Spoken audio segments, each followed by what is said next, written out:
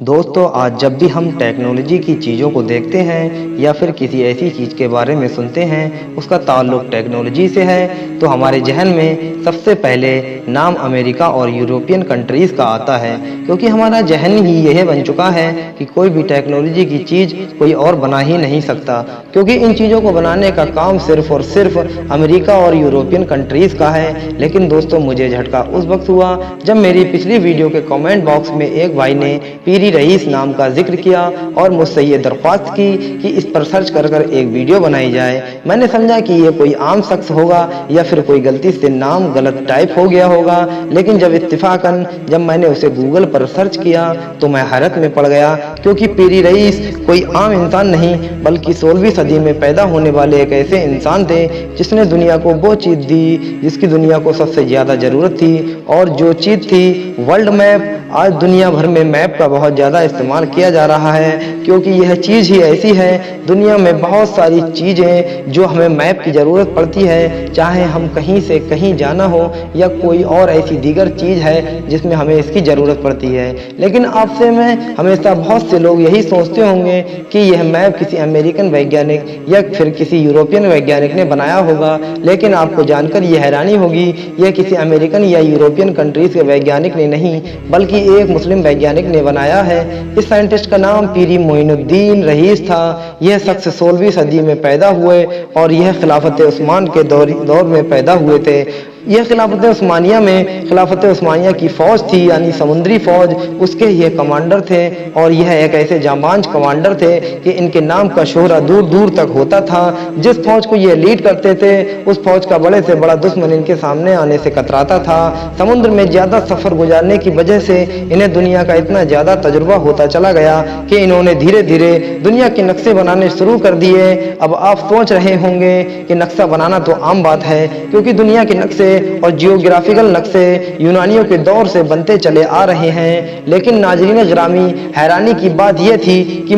پیرو معین الدین رئیس نے اپنے دور میں ایک ایسا نقشہ بنا دیا تھا کہ جس نقشے کو 19ویں صدی کے سائنٹسٹوں نے دیکھا تو ان کے ہوش اڑ گئے۔ پیری رئیس نے 16ویں صدی میں جو دنیا کے نقشے بنائے تھے ان نقشوں میں اس جگہ کا ذکر کر دیا تھا جن جگہوں کی کھوج دنیا نے بعد میں کی تھی، جیسا کہ امریکہ، افریقہ، اٹلانٹک، یہ تمام جگہیں جو دنیا نے بعد میں جانی اور دنیا سے ان کا اس وقت کوئی تعلق نہیں تھا۔ کولمبس نے دنیا کا نام بھی نہیں سنا تھا، ان نقشوں میں اس جگہ کا ذکر کر دیا تھا۔ یہی وجہ ہے جب بعد کے سائنٹسٹوں نے اس نقشے پر نظر ڈالی تو وہ حیرت میں پڑ گئے کہ آخر اس دور میں امریکہ کی کھوج نہیں ہوئی تھی تو پیری رئیس نے اپنے نقشوں میں اس کا ذکر کیسے کر دیا، اور حالانکہ اس دور میں کوئی ٹیکنالوجی کی چیز بھی موجود نہیں تھی۔ اور ایک حیرت کی بات یہ تھی کہ وہ نقشہ بالکل سیدھا نہیں تھا بلکہ ایک کرو کے طور پر بنایا گیا تھا، اور اس کو دیکھ کر ایسا محسوس ہوتا تھا کہ کسی انسان نے سیٹلائٹ کے اوپر جا کر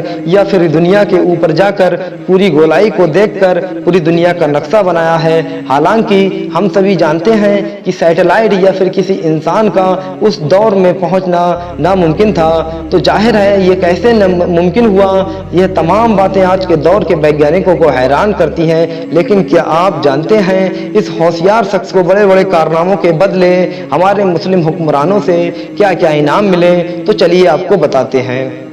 جب آپ کی صحت بہت کمزور ہو گئی اور آپ کی عمر 90 برس ہو گئی تو آپ نے ایک آرام دہ زندگی گزارنے کا فیصلہ کیا۔ آپ تمام دنیا داری کو چھوڑ کر بصرہ شہر میں جا کر اللہ تعالیٰ کی رضا کے لیے اللہ تعالیٰ کی عبادت میں مصروف ہو گئے، لیکن بصرہ کے امیر نے آپ کو مجبور کیا کہ آپ